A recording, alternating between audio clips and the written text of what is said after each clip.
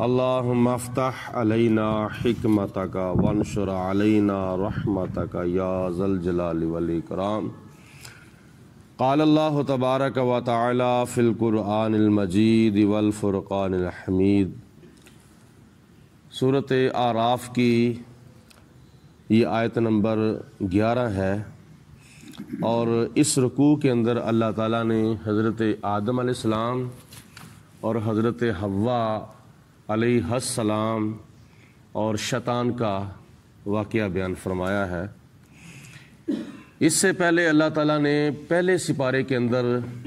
حضرت سیدنا آدم علیہ السلام کی تخلیق اور جنت کے اندر سکونت پذیر ہونے کا اور شیطان کے سجدہ نہ کرنے کا واقعہ بیان فرمایا تھا۔ اب دوسری جگہ پر اللہ تعالیٰ کی ذات بابرکات نے حضرت آدم علیہ السلام کا ذکر خیر کیا ہے۔ وَلَقَدْ خَلَقْنَاكُمْ،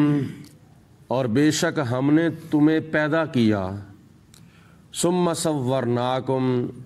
پھر ہم نے تمہاری شکل اور صورت کو سنوارا۔ یہاں پہ خطاب سب کو ہے، یعنی پوری انسانیت کو یہاں خطاب ہے، لیکن مراد حضرت آدم علیہ السلام ہے۔ کبھی کبھی ایسا ہوتا ہے کہ اللہ تعالیٰ کل کہہ کر جز مراد لیتا ہے، کبھی جز کہہ کر کل مراد لیتا ہے۔ جیسے مثال کے طور پر اللہ تعالیٰ نے پہلے سپارے میں قوم بنی اسرائیل کو مخاطب کر کے فرمایا وَإِذْ نَجَّيْنَاكُمْ مِنْ آلِ فِرْعَوْنَ، یاد کرو اس وقت کو جب ہم نے تمہیں فرعونیوں سے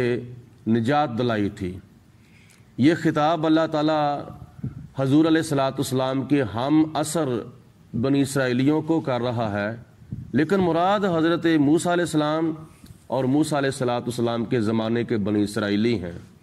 اسی طرح خطاب ہم سب ساری انسانیت کو ہے، لیکن مراد حضرت سیدنا آدم علیہ السلام ہیں۔ ثم قلنا للملائکۃ، پھر ہم نے فرشتوں کو حکم دیا اسجدوا لآدم، حضرت آدم علیہ السلام کو سارے فرشتے سجدہ کرو۔ فسجدوا، تو تمام فرشتوں نے حضرت آدم علیہ السلام کو سجدہ کیا تھا، الا ابلیس، سوائے شیطان کے۔ یہ جو سجدہ کروایا گیا تھا جنت میں کروایا گیا تھا، اور آدم علیہ السلام کو جو سجدہ کروایا گیا تھا یہ عبادت کا نہیں تھا بلکہ تعظیم اور ادب کا سجدہ تھا، کیونکہ سجدے بھی دو قسم کے ہیں، ایک عبادت کا اور ایک تعظیم کا۔ عبادت کا سجدہ اللہ کے سوا پہلی شریعتوں کے اندر بھی کسی اور کو کرنا شرک تھا، اور شریعت مصطفیٰ کے اندر بھی اللہ کے سوا کسی اور کو کرنا شرک ہے، اور قیامت تک شرک رہے گا۔ سجدہ تعظیمی پہلی شریعتوں میں اللہ کے سوا کسی اور کو جائز تھا، لیکن امت مصطفیٰ کے اندر اللہ تعالیٰ نے وہ بھی حرام قرار دے دیا ہے کہ تم ادب کا سجدہ اور تعظیم کا سجدہ بھی اللہ کے سوا کسی کو نہیں کر سکتے۔ اللہ تعالیٰ کی ارشاد فرماتا ہے لم یکم من الساجدین، اور وہ سجدہ نہ کرنے والوں میں سے ہو گیا۔ سب فرشتوں نے سجدہ کیا، لیکن شیطان اکڑ گیا اور شیطان نے سجدہ نہ کر کے آدم علیہ السلام کی بے ادبی کی، بے حرمتی کی، اور سجدہ نہ کرنے والوں میں سے ہو گیا۔ قال، اللہ تعالیٰ نے ارشاد فرمایا شیطان کو ما منعک اللہ تسجدا، اے شیطان تجھے کس چیز نے سجدہ کرنے سے روکا ہے؟ اذ امرتک، جبکہ میں نے تجھے حکم دیا تھا کہ آدم علیہ السلام کو سجدہ کرو، آدم علیہ السلام کی تعظیم اور ادب کرو۔ اس نے آگے سے جواب دیا قال، شیطان نے کہا انا خیر منہ، میں اس سے بہتر ہوں۔ دیکھو یہ شیطان کی کتنی بے ادبی اور بے حرمتی کا جملہ تھا کہ وہ کہتا ہے کہ اے پروردگار تو نے مجھے آدم علیہ السلام کو سجدہ کرنے کا حکم دیا تھا، میں تو اس سے بہتر ہوں، آنا خیر منہ،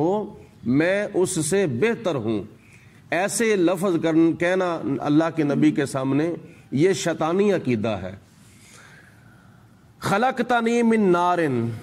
اب اس نے اپنے بہتر ہونے کی دلیل یہ دی، خلقتنی من نار، تو نے مجھے آگ سے پیدا کیا ہے،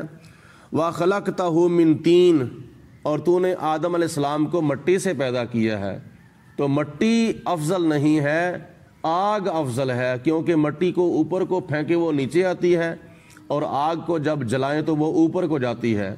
تو میں کیوں آدم علیہ السلام کے سامنے جھکوں؟ میں آگ سے بنا ہوا ہوں، تو آگ کسی کے آگے جھکتی نہیں ہے۔ یہ اس نے اپنے سجدہ نہ کرنے کی دلیل دی۔ اللہ تعالیٰ کی ذات بابرکات نے تنبیہ کرتے ہوئے، غضبناک ہوتے ہوئے شیطان کے اوپر ارشاد فرمایا، قال فاہبط منہا، اللہ تعالیٰ نے فرمایا کہ شیطان اتر جائے یہاں سے، یعنی جنت جو ہے وہ سدرۃ المنتہا کے پاس ہے، اور سدرۃ المنتہا جو ہے وہ 7 آسمانوں کے اوپر ہے۔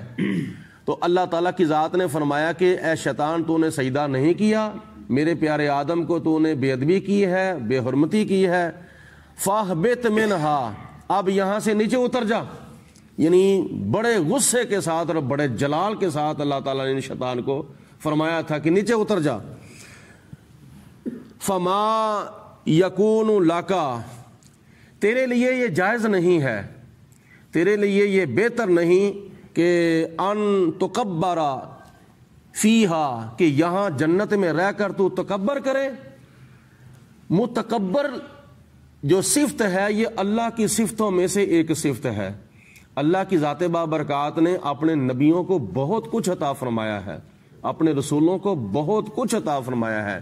لیکن ایک الوہیت والی صفت نہیں عطا فرمائی، ایک تکبر والی صفت اللہ تعالیٰ نے کسی کو نہیں عطا فرمائی۔ خدا کی ذات بابرکات نے،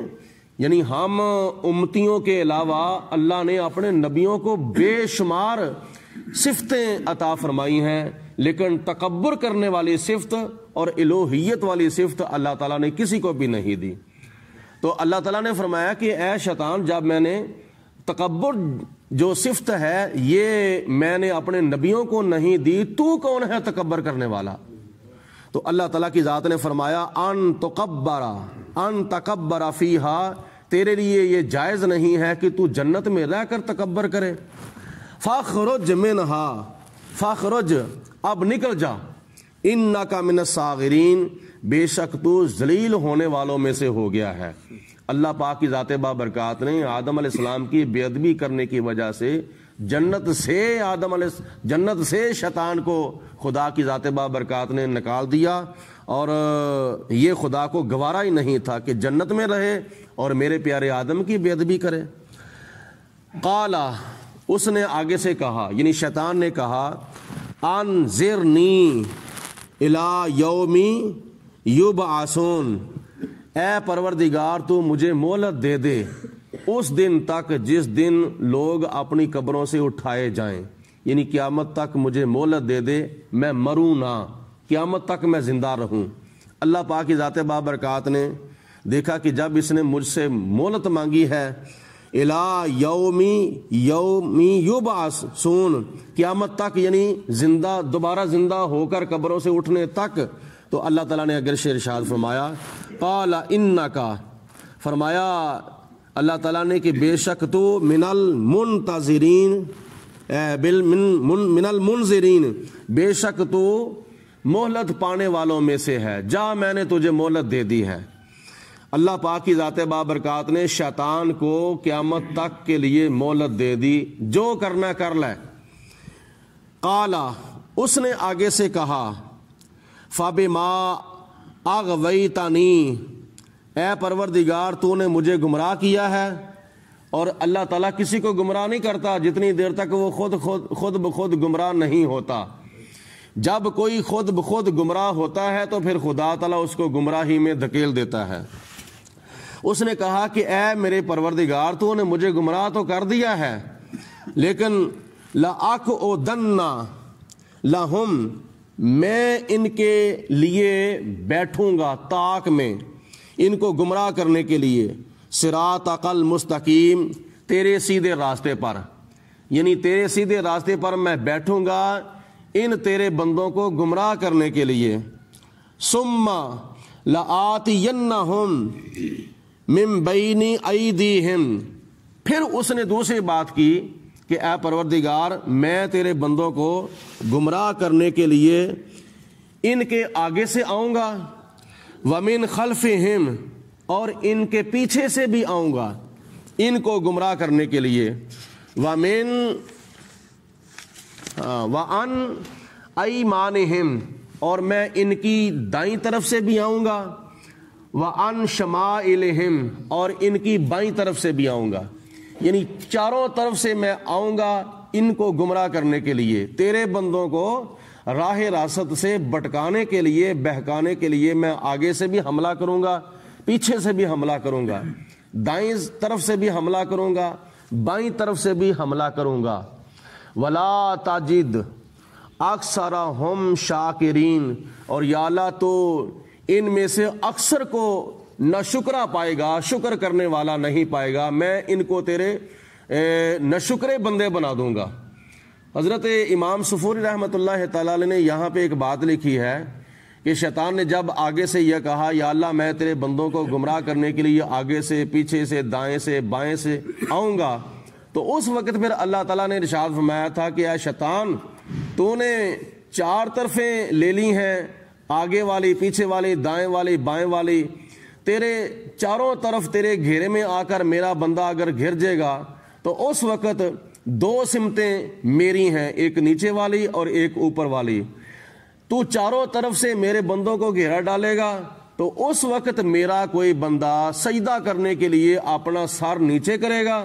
اور دعا مانگنے کے لیے ہاتھ اوپر اٹھائے گا، تو میں اس وقت اپنے بندے کو تیرے شر سے بچا لوں گا، میں اپنے بندے کو اس وقت معاف کر دوں گا، ان کی بخشش کر دوں گا۔ قال اخرج منہا، اللہ تعالیٰ نے فرمایا کہ اب یہاں سے تو نکل جا، بطور تنبیہ، بطور جلال خدا تعالیٰ نے فرمایا قال اخرج منہا، اب جنت سے یہاں سے تو نکل جا،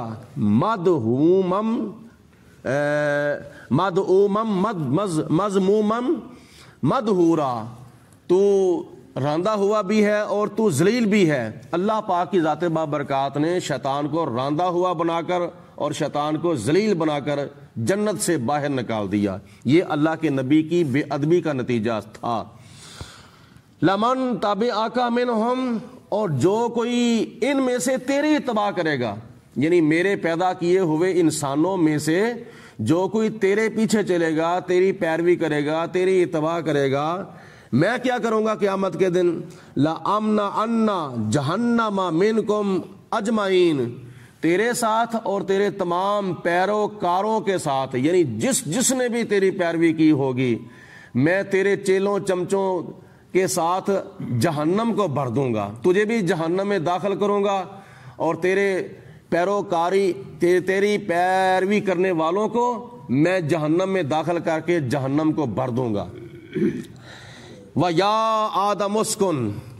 اللہ تعالیٰ نے فرمایا کہ اے آدم علیہ السلام آپ رہیں،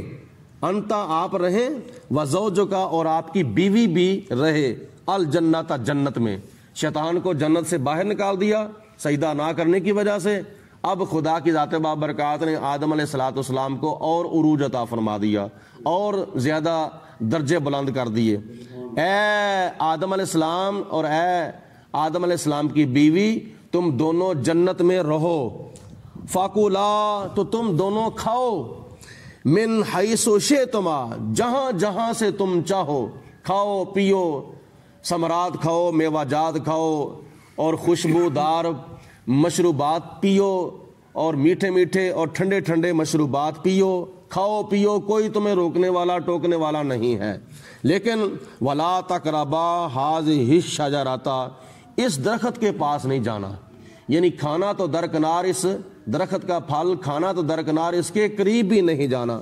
فَتَكُونَا مِنَ الظَّالِمِينَ، ورنہ تم حد سے بڑھنے والوں میں سے ہو جاؤ گے۔ سوال پیدا ہوتا ہے کہ اللہ تعالیٰ کی ذات نے آدم علیہ السلام کو جنت میں رہنے کا اور حضرت حوا کو جنت میں رہنے کا حکم دیا تھا، اور جہاں دل چاہو تمہارا کھاؤ پیو، لیکن ایک درخت ہے شجر ممنوعہ کا، اس کے پاس نہیں جانا۔ قریب جانے سے بھی منع کیا تھا، کھانا تو درکنار ہے، جیسے خدا نے فرمایا نا وَلَا تَقْرَبُوا مَالَ الْيَتِيمِ، یتیم کا مال کھانا تو درکنار، یتیم کے مال کے قریب بھی نہیں جانا۔ اسی طرح خدا نے فرمایا تھا وَلَا تَقْرَبَا هَٰذِهِ الشَّجَرَةَ، اس شجر ممنوعہ کا دانہ کھانا تو درکنار، اس کے قریب بھی نہیں جانا۔ پھر وہ جنت میں آ کیوں گیا تھا؟ یہ بطور آزمائش اللہ پاک کی ذات بابرکات نے شجر ممنوعہ کو پیدا کیا تھا۔ جیسے یہ ایک جانور حلال ہوتا ہے نا، مثال کے طور پر اونٹ ہے، گائے ہے، بھینس ہے، بکرا ہے، چھترا ہے، بھیڑ ہے، دمبا ہے، یہ سارے جانور حلال ہیں۔ اس کا مطلب یہ نہیں ان جانوروں کا کل ہی حلال ہے، بعض چیزیں حلال جانور کے اندر بھی حرام ہوتی ہیں۔ اللہ پاک کی ذات بابرکات نے خون کو حرام کیا ہے، جو کہ حلال جانوروں کے اندر موجود ہے، جب ان کو ذبح کیا جائے تو ان کا بہتا ہوا خون حرام ہے۔ بندہ سینگ نہیں ان کے کھاتا، پر نہیں کھاتا، اور ان کی کھال نہیں کھاتا، ان کی ہڈیاں نہیں کھاتا، ان کے اور بھی اجزاء ہیں وہ نہیں کھائے جاتے۔ کئی چیزیں حلال جانوروں کے اندر بھی حرام ہوتی ہیں۔ اسی طرح اللہ پاک کی ذات بابرکات نے بطور آزمائش شجر ممنوعہ کا دانہ کھانے سے منع کیا تھا کہ جو دل چاہتا ہے کھاؤ پیو، لیکن اس شجر ممنوعہ کے پاس نہیں جانا۔ یہ آدھا رکوع آج بیان کیا گیا ہے، اور کچھ آیتیں اس رکوع کی رہ چکی ہیں، وہ انشاءاللہ تعالیٰ کل درس قرآن کے اندر بیان کی جائیں گی۔ اللہ پاک کی ذات بابرکات ہم سب کو عمل کرنے کی توفیق عطا فرمائے۔